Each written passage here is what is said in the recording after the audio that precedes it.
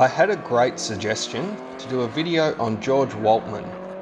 After some research, I decided to do a video on some of the greatest solo 24-hour endurance drives. The first drive will look at George Waltman's 1968 Daytona 24-hour drive. Waltman served in World War II as a radio operator for C-47s in the Pacific Theatre. In 1968, he abandoned his family to pursue the Playboy motor racing lifestyle.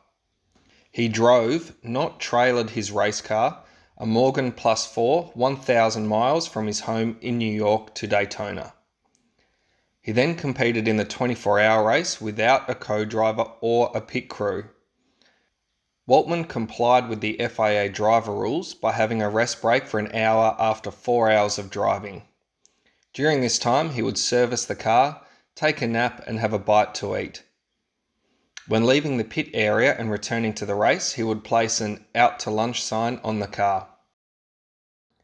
Without a pit crew to help, Waltman had to refuel, change tyres and undertake any required repairs by himself.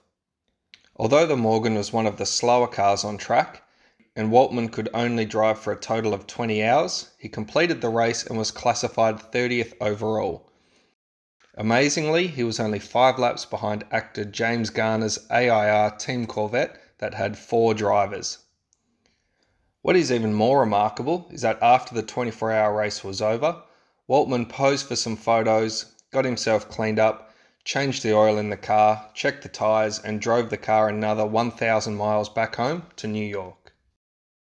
The remaining stories are all from the Le Mans 24-hour race. Prior to 1953, there were no rules outlining how long a driver could stay behind the wheel for. Theoretically, one driver, if they were of superhuman stamina, could drive the entire 24-hour race themselves. It was even conceivable that they may achieve a solo victory. The 1949 Le Mans was the first event since World War II. There were many unknowns, including the brand new Ferrari 166mm, driven by 1932 and 1936 Le Mans winner Luigi Chinetti and new owner of the Ferrari, Lord Selsdon. Chinetti was masterful at Le Mans and was believed to have superhuman stamina and ability. Most reports at the time indicate Chinetti, then 48 years old, drove all but 20 minutes of the race, which they won by a lap. The following year, in 1950, Louis Rosier, a former resistance fighter in World War II and a Renault dealer in Clermont-Ferrand, took part in the 24-hour with his 25-year-old son of the same name. 44-year-old Louis Sr. had to stop early in the race to replace a rocker shaft in the valve train, but got back in the race and set the first 100-mile-per-hour lap at Le Mans in his effort to regain lost time. There would be further challenges, like when Louis was struck in the face by an errant owl, smashing his goggles and cutting his face. Even still, he pushed on and ended up winning the race by a lap, with his son credited with around 30 minutes driving time. Also competing in the 1950 Le Mans was Edward Ramsden Hall, driving an old 1933 Bentley. Rolls-Royce owned Bentley at the time, and as such they weren't meant to be racers. Hall insisted, and the Bentley was fitted with more streamlined bodywork and competed in several races throughout the 1930s. For the 1950 Le Mans, the Bentley got an even more aerodynamic nose and a coupe-like roof to further aid its slipperiness through the air.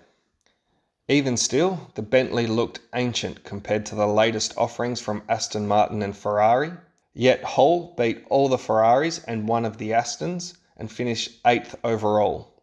He was 50 years old at the time and is the only man to drive solo for the entire distance, despite having a co-driver in the pits ready to take over. He completed 236 laps, which is the equivalent of 3,200 kilometres or 2,000 miles.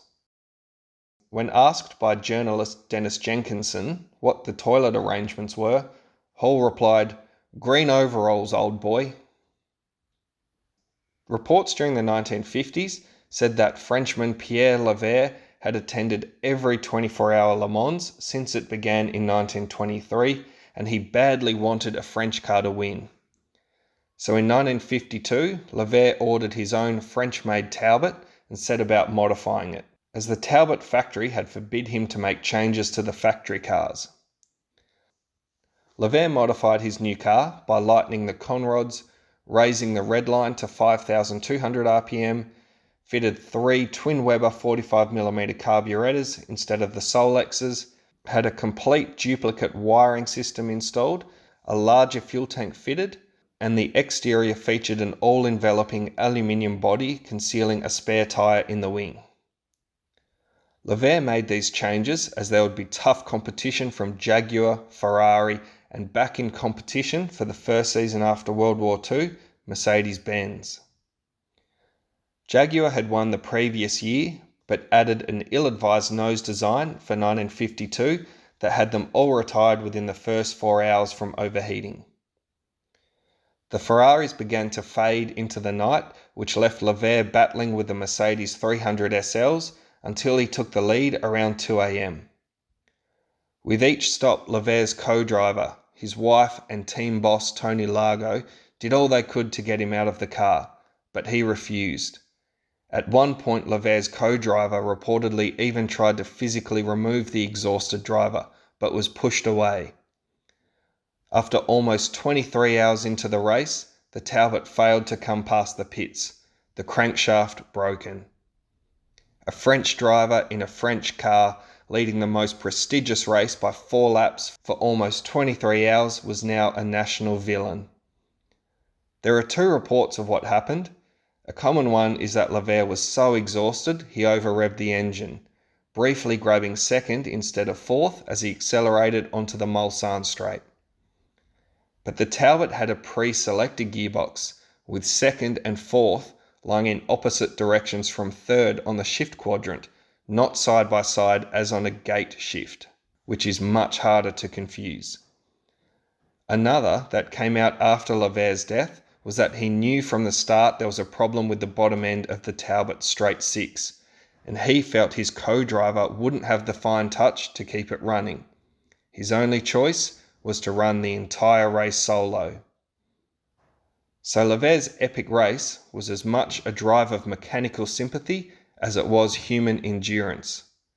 A shattered Levegh was later carried to the track's medical facility for treatment. Just 3 years later, Levegh would lose his life at Le Mans in the worst motor racing disaster in history. Those are 4 of the greatest solo 24-hour endurance drives in motor racing history. I hope you enjoyed this video, and if you have any suggestions for other motor racing videos, let me know in the comments below.